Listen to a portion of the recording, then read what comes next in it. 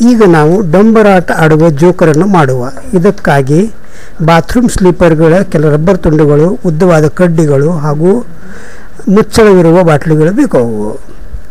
Rubber ತುಂಡಿಗಿನ ಆಕಾರ ಕಟ್ಟಿಸಿ ಅದಕ್ಕೆ ಕಣ್ಣು, ಮೂಗು, ಬಾಯಿ ಎಂದು ಆಕಾರ ಕೊಡಿ.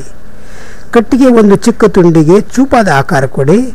ಜೋಕರ್ನ ಎರಡು ಬದಿಗೆ ಕಡ್ಡಿಗಳನ್ನು ಜೋಡಿಸಿ ನಡುವೆ ಚೂಪಾದ ಕಡ್ಡಿಯನ್ನು ಕಟ್ಟಿ.